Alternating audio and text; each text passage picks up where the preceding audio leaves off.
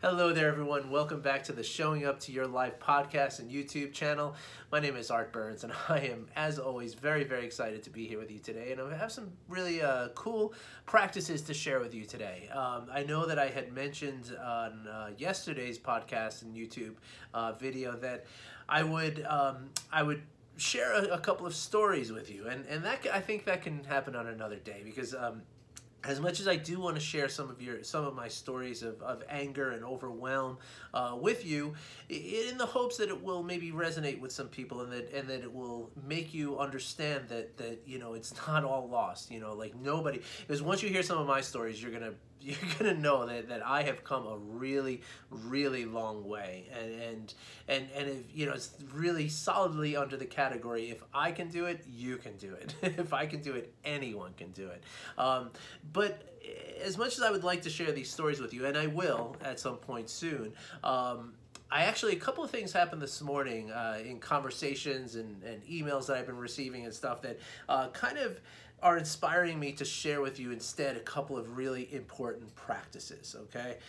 As we talked about yesterday, you know, life is this it's a series of unfolding moments, right? And in each moment, we have the opportunity to return to a place of balance and equanimity and the ability to be, you know, calm our nervous system and be present, right? Like when we can do that, when we can find the balance and the equanimity and the clarity of our mind, that's when we can come back to presence. And when we do that, that's when we are showing up to whatever it is that's happening in our lives, right? And again, whether that's showing up for, you know, your child, right, who's wants your attention, who needs your attention, or it's showing up to your spouse or partner, or it's just showing up to yourself, right, or your job or whatever it is, right?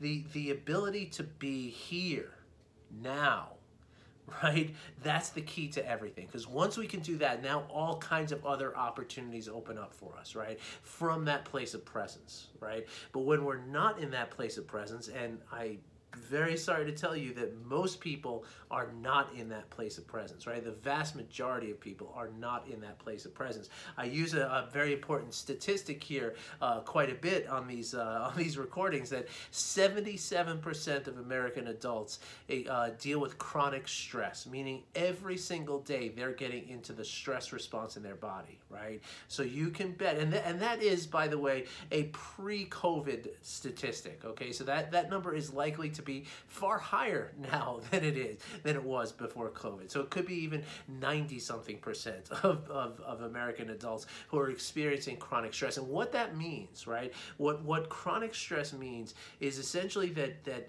every single day, right, almost 8 out of 10 of the people that you might meet here in America, almost 8 out of 10 of them every single day are experiencing an overwhelm of the stress response in their body. Now we know that stress comes from fear, right? And we know also that fear is something that is necessarily not present, right? Now there's some schools of thought about fear, and I don't want to take up too much time on that right now. And I have to resolve some things with fear with some other people who I know, and I'm going to have some more conversations about that really soon. But in my opinion, there is fear, and then there's an awareness of dangers. There's some people that kind of call fear two different types of fear. But anyway, suffice it to say that fear is always going to rely on an outcome, right? Which is automatically, by definition, not present, right? So the point of me saying all this is that those people who are those poor, you know, unfortunate people who are experiencing chronic stress, meaning every single day they're getting into that stress response, well, none of them are living in the present moment. Not a single one of them. Right? And so that means that they're not showing up to life. And now there's lots of things that can pull us away from the present moment. And again, fear is something that comes from our thoughts, right? Especially when we talk about the stress response, you know. And again, there is a present fear. I don't want to get too into that. We'll talk about that next week. We'll dissect the word fear and the term and stuff. I don't want to use this valuable time for that. But The idea, though, is that as we are, considering what might happen, or we're dwelling on what has happened, well, we're not in the present moment. And of course, that is where the stress comes from, is when we're not in that present moment. So it's very much a self feeding kind of a feedback loop, if you will, right? That the more stress you feel, the less present you're going to be, and the less present you're going to be, the more stress you're going to feel, right? So it is a very, very difficult trap to fall into, right? But with practice, right, with just a few minutes a day of practicing coming back to right now, right here, right? Coming into our body, coming into our grounding into our surroundings, many different ways we can kind of approach that, and many different modalities we can use to reach that point. But when we do this, when we come back to the present over and over and over again, we teach our body to come back to the present more and more easily. And when we do that, that's when it becomes an automatic kind of response of ourselves, right? So that we're always in the present moment. And if we're not, again, that's where what I was talking about yesterday is that every moment of our lives is an opportunity to recognize that we're not in the present moment and to bring ourselves back there. And the more often we do that, the more often we find ourselves not ever straying from the present moment. We just dwell here. And that, my friends, and I'll tell you this from experience too, that is where it gets really, really sweet, right? Because then you are really showing up for your life all the time, right? 24/7. Now, I will admit I am not at a 24/7 point as of yet, right? I think very, very few people in the world are at that point where they're just never, ever not here, not right now. But I'm getting close, and I'm a heck of a lot closer than I ever was before. So again, if I can do it, anyone can do it, and that includes you, right? But the thing that I am, if I'm not 100% mindful all the time, the thing that I am all the time is I am aware of when I am not mindful. So I catch myself, right? I catch myself. I say, oh, look at me thinking about this thing in the future. Oh, look at me ruminating about that thing that happened, a week ago, a month ago, a year ago, right? I catch myself. And again, that's what I meant before, is that you have these opportunities every single moment of your life, which as a 35-year-old person, if you're 35 years old, you've had a billion moments, right? And so for every 35 years, there's another billion opportunities for you to because that's how many seconds there are in 35 years. There's 1 billion seconds in about 35 years. And so every single one of those billion opportunities is an opportunity to come back to the present, right? And so the more you can see it, the more you can do it, right? It's, getting back to the present is the easy part. It's the seeing it, right? And the staying there that's the difficulty, right? And so today I wanted to share with you a couple of different practices. And the reason I want to share a couple of very specific practices with you is because, like I just said a moment ago, it requires us to see where our attention is in any given moment. Right? And in order for us to see where our attention is in any given moment, we have to have some clarity, right? We have to be able to really, kind of have this clear and sharp detail of our mind, right? Now, meditation will get you there. Okay, if you sit down for, say, 5, 10, 15, 20 minutes a day, in a sitting meditation, and you practice that day after day after day, yes, after a couple of months, you will absolutely get there, right? And you will find that clarity, and that clarity will come to you, and it will come easily and naturally, and it will be really, really beautiful, okay? So I don't want to stop you from doing meditation. I really am always going to encourage you to invest that time in yourself. It's investing time in your own well-being, right? And there's nothing more worthy of your investment than your well-being, right? Because again, when you are well, then everything starts falling into place around you in your life, right? The people that you're going to attract into your life, the circumstances, the good fortune, there's an old quote that I always go through in my mind. I think it's a Louis Pasteur quote. It says, "Chance favors the prepared mind." Right? So the more you're doing this, the more you're getting yourself in preparation to live your life, to show up for your life, then you're going to be prepared when an opportunity arises. And that, my friends, is a huge, huge deal, because so many of us, and I mentioned this the other day in one of the episodes, is that so many times, we're just so caught up in this monkey mind, this busyness of the mind, that we miss opportunities. We miss a lot of opportunities, right? And sometimes those opportunities will never come back again. Right? They're here for a second and then they're gone, right? And there's no way to kind of rewind our lives and get back to them, And so I want to share with you a couple of really, really helpful ways to kind of get that clarity of the mind, right? And so there's two, well, kind of three practices that I'm going to share, but one is really, the front and back of the same practice. So let's start with that one, okay?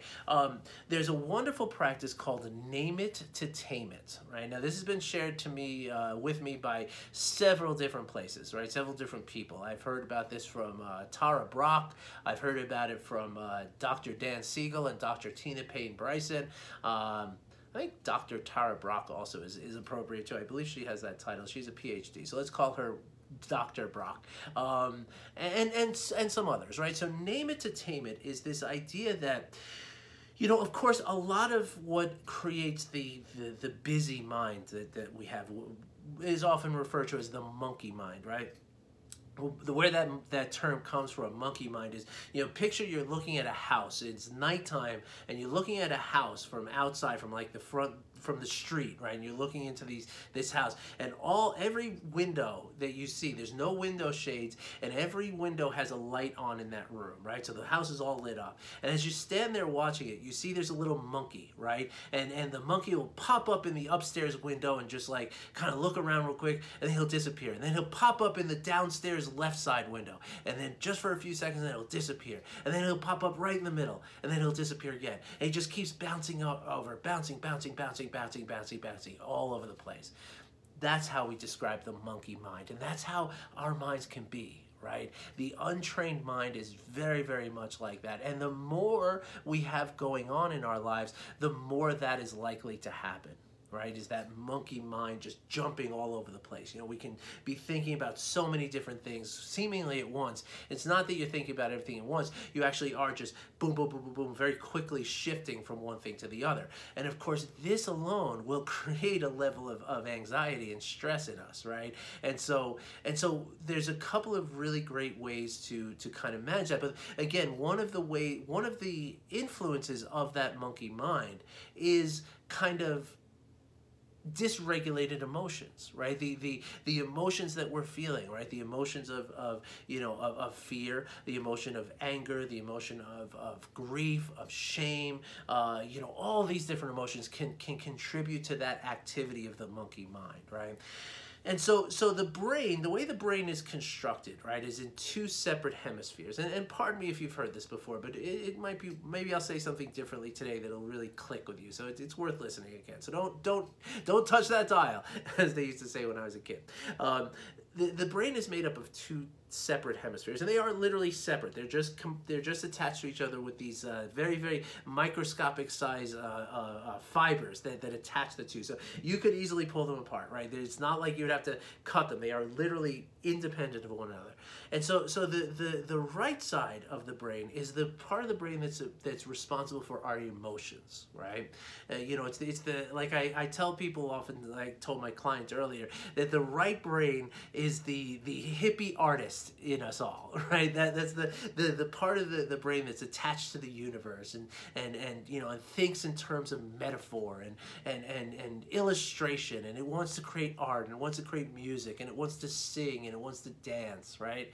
Whereas the left side of our brain is more like the accountant that is in each of us, right? The mathematician, the scientist, right? This is the part of our brain that is very linear, very logical, likes to label things, loves the fact that everything I just said began with the letter L, right? And so these two parts of the brain, when they act in balance with each other, you know, the left side of the brain prevents the hippie side from just going all the way out. I have a great joke that somebody told my son and me the other day. That why wasn't the Coast Guard able to save the hippies who were lost at sea? Because they were too far out, man. Anyway, that's a dad joke, I guess. But anyway, so the left brain is what anchors the right brain from getting too far out, man. You know, it just, you know, keeps us grounded, right? And the right side of the brain keeps us from just going mad with data and analytics, right? It allows us to live. It allows us to feel things, right? The trouble is when one of these parts of the brain is a lot more active than the other. Okay, so a lot of, you know, when you talk to Dr. Dan Siegel, he talks about the river of well-being, right? That when we're in a well-being, right, when we're feeling well and we're feeling grounded, but also, you know, adaptable to our circumstances, when we're feeling good in the flow, then that means that we're flowing down the middle, right? But on the right side, represented by the right side of the brain, is chaos, right? It's just, oh my gosh, I'm so overwhelmed. I don't know what's going on. I can't, you know, I feel like I'm going to cry, or I'm going to laugh, or I'm going to yell at somebody. I feel all over the place, right? That's chaos, right? It's not a good place to be, right? It's very uncomfortable, and we're not likely to be able to use, you know, that's the kind of thing that when we're in that place of chaos, a little opportunity comes along, we don't see it. And we also don't, at that point, think about returning ourselves to a place of balance, because we're just so overwhelmed by it, right? So it's like too much, right? Versus the left side, when the left side of the brain is way more active than the right side, well, then what that means is that we're kind of stuck in thought, right? Like we can't stop thinking about something. We can't stop, you know, we can't just get out of our own way, right? And that's rigidity, right? So you have chaos on one side, rigidity on the other. Anytime you feel that you are in one or the other, right? If you feel like you're being overly rigid, like you just can't stop analyzing a situation and just thinking and thinking and thinking and thinking and thinking, right? Then a great practice to do at that point is to, well, what we want to do is when we're feeling very rigid, we want to incorporate, we want to give some of that energy from our left brain to our right brain. And when we're feeling overly chaotic, we want to give some of that energy from our right brain to our left brain. So there's a couple of very simple practices you can do in the moment when you recognize that you're feeling one of these states. Okay, the first way is name it to tame it. Now this is what happens when you're in that right brain hyperactivity, right? When you're feeling like you don't know if you're gonna laugh, or you're gonna cry, or you love, or you hate, you're just angry, you're sad, you're all this stuff going on, right? You just feel absolutely like emotional overload, right, on some level. And of course this is on a spectrum, so I'm describing the worst possible case, but anytime you're feeling overly emotional, right, name it to tame it. What you're doing then is by labeling the emotions that you're having, you're incorporating the left brain, right? And so by incorporating the left brain, you're actually pulling some of that energy from the right side into the left side, and you're bringing things into balance, okay? So that's just like what it sounds like, okay? Just literally articulate the emotions that you're feeling. Okay, so like literally, and say it out loud if you can. If you're not in a place where it'd be too embarrassing, go ahead and say, like, I'm angry, but I'm also afraid. I'm also jealous. I'm also, you know, what am I? And just the more you attribute labels and names to the emotions that you're feeling, the more energy you're giving to that left side, and you're reducing, because it's always a one, you know, it's always 100 energy, right? So it's either you got 80 on the right and 20 on the left, or you got 50-50. Right? And so that's what you're trying to do. You're drawing that energy back into your left side of your brain, okay? Conversely, right, when we're feeling like we're just overthinking something, we're just so analytically, we can't get out of our own way, right? We feel stuck, right? Like we feel like, no, I can't have it any way except this way, because this is what I plan and this is what I'm going to do, right? Like when we're feeling that kind of rigidity, right, and that overthinking, kind of over analytical, over scientific kind of, you know, vibe that we're feeling, right? Well, then what we want to do is we want to incorporate the right brain. Now, one thing I forgot to mention to you, and I seem to always forget. I did the same thing this morning when I was talking to my client. The thing that I forgot to mention is that the right brain is what's associated with your body. It's what's connected to your body. So if I ask you right now, what do the bottoms of your feet feel like? It is the right side of your brain that is figuring that out. Right? Not your left. The left side has no attachment to the body. The right side has the attachment to the body. So therefore, if we want to give more energy to that right side of our brain to balance out that overthinking, that over rigidity, just sense into your body, right? And very, very literally, just feel the bottoms of your feet, right? Or feel your body sitting in the chair beneath you, right? Ask yourself, is the cushion underneath my butt, is it very cushy or is it very rigid? Am I sitting on like a hard bench or is it a nice cushy chair or somewhere in between, right? What does my breathing feel like right now? Like if I just, I can feel it in my body, right? Maybe move your shoulders a little and just feel the movement of your muscles, right? You could also even exercise a little bit. That is also going to do that is also going to impact that process as well, okay? So name it to tame it, or sense into the body, right? Which we could call a body scan, right? Those are the ways to balance out the energy in your brain. And if you're not sure what is going on in your brain at any given time, which is very possible, then just do both, right? You can't hurt anything, right? You'll eventually find that balance, so just go for it, okay? Pardon me. For all of you not watching, I just took a sip of my tea, which is delicious and perfect temperature, so thank you for indulging me with that. And so the next practice, though, and this is something that is, the name it to tame it and the body scan for that balance that I'm just talking about, those are exercises that I like to call rescue exercises. Like I'm in a place where I'm overwhelmed and I got to figure out how to calm myself down, right? Those are practices for that moment.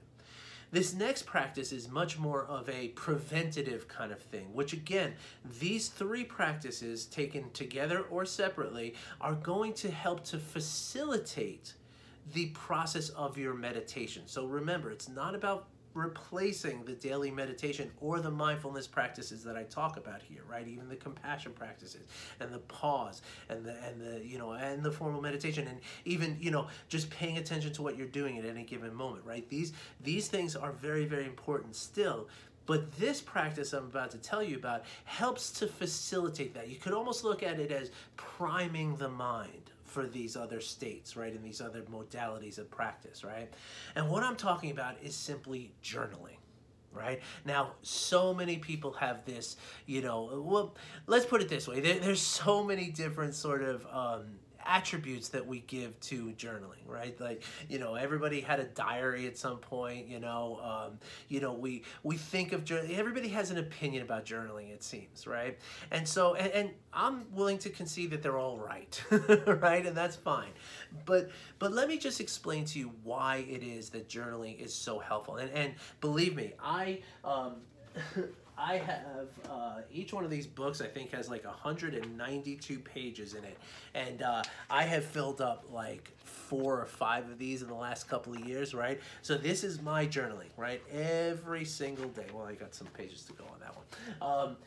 Every single day, okay? And let me talk to you now about why journaling helps so much, and a little bit of how to do it, okay? But I don't have too much time here. I don't want to take up a huge amount of time in this video. So the human brain, I don't know if you're aware of this, but your brain, because I assume you're a human that's watching this video, and if you're not, well, rough. But the human brain, that was a silly joke, I'm sorry. I should be ashamed of that. I am a little bit, but it's okay. The human brain processes 60,000 plus thoughts every single day. Okay, so just, I don't know if you're a math person or not. I am not a particularly high-level math person, but it doesn't take a huge mathematic genius to see the staggering scale that represents, right? 60,000 thoughts per day, right? That means in 24 hours, I mean, what is that? That's, so let's say 20. That means that every hour you would be going through 3,000 thoughts every hour, right? Which, you know, if we divide that by 60 minutes, then it's you know, what is it? That's like 100 thoughts every minute or something like that. Is that right? Is that how that works out, right? It's staggering, right? I mean, you're talking about in thousandths of a second, you're processing thoughts. They're just going all the time, right? And so the point that I make about how quickly and how abundantly and how just absolutely just the volume of thoughts that we're able to have, right? The reason I bring that up is because they're happening so fast at such a high volume that it becomes very, very difficult for us to articulate those thoughts. Remember the monkey mind, right? It's just, we're bouncing, we're here, we're there, we're thinking, we're there, we're thinking about dinner, we're thinking about our dog, we're thinking about going for a hike, we're thinking all within like a second or two, right? Like these thoughts just come at us in such rapid succession. It's almost impossible to separate one thought from the next, right? Now, there certainly are meditation practices you can do for this, and there's one that I guide people through quite a bit, and I'd be more than happy to share that with you. But another great way to help to articulate those thoughts is through journaling. Right? Have you ever had a situation where, you know, had something bothering you for, you know, really heavy on your mind, and you feel like just confused and lost and just, you know, just unable to even make sense of it all, right? But if you have a conversation with somebody about that, right? If you have somebody in your life who will just sit and listen to what you have to say about it, right? All of a sudden, once you talk it out, it feels like not that overwhelming all of a sudden. Right? Nothing actually changed in the situation. You didn't solve anything, but simply by talking about it, by articulating your thoughts, you now have a different sort of relationship to them, and you have a different level of articulation. You have an ability to actually see them a little more clearly. They're not just this wave and rush of things coming through your mind. They're actually individual thoughts that can actually start to make sense, right? So journaling is just like this book is listening to me, right? So every day I spend 5 or 10 minutes and I sit and I talk to this book about what's on my mind, right? And as I do that, then the thoughts that are coming, they're still going to come. They're still that fast. But what I'm able to do is I'm able to, you know, it has the sensation of slowing them down a little bit, right? Or at least kind of categorizing them and organizing them in a certain way that you can make sense of them, right? And again, this is a cumulative effect. So if you do journaling every day, then you will, you know, eventually get to a point where you are able to all the time kind of, you know, just stop for a moment and like get some articulation to your thoughts, right? So I cannot tell you how powerful this has been for me. I mean, I could tell you, I'll try to tell you, it has changed everything for me. It really has, you know. And don't just take it from me, right? There's been studies done. There was a study done at a college that's in the book Search Inside Yourself, that they talk about a study that was done in a college where they had a bunch of students. They took, you know, baseline readings of their blood sugar and their heart rate, and did a psychological exam as well, just in terms of how you feel emotionally. And then they had these students journal. And students, right? Students are all over the place. I mean, their brains are growing. They're you know, probably hungover, or they're getting drunk or whatever. And you know, there's so much going on for students, right? In the student's mind, there's like really a lot. And these students took 2 minutes on 2 consecutive days, and that was it. And again, they did biological and psychological readings before and after. And for those students, and controlled against students who did not journal, but just did exercise for the same amount of time or something like that, they determined that the students who did the journaling, their blood sugar regulation was better, their you know, blood pressure was more regulated, and they had more markers for psychological well-being after just 4 minutes of journaling. 2 minutes a day for 2 days in a row, right? So just think, if you were to do this every day for, say, 3 minutes, after a month, just think of where your physical and mental and emotional status and state is going to be. So I cannot, I just implore you to consider it, right? You don't have to get a fancy notebook like mine. You know, I love this notebook. I love these notebooks. I mean, I have a small one that I keep in my pocket, and this is where I just write all my different ideas about, coming up with the posts for every day and stuff like that. So, but this one is my, really kind of a sacred book. It's like, I mean to get too heavy, but it's this special place for me to talk to it, right? And it becomes a very intimate relationship, right, that you have not only with the book itself but with your thoughts, right? And the other beautiful thing is that now, since I have it all here, I mean, I don't do this very much, but I probably should do it sometimes. You can go back and read it and say, look at this. 2 months ago, look at what I was saying about this, and I just wrote about this today, and that can give you some very valuable information in your personal growth, right? Here's the technique, okay? Write by hand. That's very important, okay? Because again, the hand and the mind are connected, and especially because you're right-handed, if you're right-handed, is attached to your left brain. There's all kinds of reasons why, doing it by hand is very, very beneficial rather than typing it on a phone or in a computer, right? Set a timer, just like all the other things that we talk about, right? Setting a timer. Make it 2 minutes, make it 3 minutes, make it something very, very digestible and attainable, but set a timer. And while that timer is ticking, until it sounds, do not stop writing, okay? You don't want to sit there and say, what am I going to write about? No, you want it to just flow, because you're looking to get that articulation of your thoughts as they're coming. Right? You don't want to make something up, because that's a completely different exercise. That's a creative writing exercise. It might result in very similar things, but that's not what we're talking about here, right? And so really just write out and keep writing. Even if you can't think of anything to write, just write, I can't think of anything to write right now. And keep writing until either the timer sounds or something else comes to mind. Okay? Another thing that people benefit from is prompts. Okay, now I have some prompts I can send you. They're very simple. I'll send you a document. All you got to do is ask. But having prompts will help that sort of getting started, right? So if you just maybe your prompts are,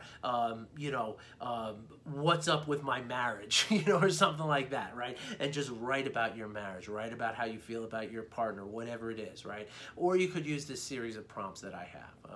And I'd be more than happy to send that to you. Again, just all you got to do is ask. And the way to do that is to either send me an email, art@artburnscoaching.com, comment on YouTube, or go to my website. This is the most fun part. Okay, go to my website and book a call with me. All right, and let's talk about some of this stuff with you and talk about specifically how these practices can intertwine in your life. And I will give you a full 45 minutes on the phone with me to do just that. Okay, it won't cost you a penny, and it's very, very, very, very beneficial. A lot of people who I haven't been fortunate enough to work with after this call, they write me like a month later and say, you know what, I'm still just so much better off because of that stuff we talked about. So really, I'm shocked that more people don't take advantage of this. Maybe I have to start talking about this in the beginning of these videos. Maybe people just aren't watching till the end or listening to the end. But really, it's here for you, and it's free, and I'm happy to do it. So go to artburnscoaching.com, the banner that has a clock on it. Just click on that, go into my calendar, find a day that's highlighted that also works for you, a day and a time. Put in your email address, answer a couple of quick questions, and you're set, and I'll take care of the rest from there. All right? But go get yourself a notebook. Okay, it doesn't have to be a fancy one like this. It can be a $1.99 version at your local, CVS or Staples or something like that. And there's no reason not to do it. Okay, and really commit to doing it for a couple of weeks and see how it feels. I guarantee you, if you do it for 2 or 3 weeks, you'll never not do it after that, because it really is that beneficial. All right, everybody, thanks again for listening. Thanks for watching. Thank you for your patience with this extra long video today, and I really wish you well. I'll be back again on Monday, and I have some really exciting news that you're going to know right away on Monday as soon as you start listening to me, and I can't wait till you hear that. All right, everybody, thanks again. Take care. Have a great day.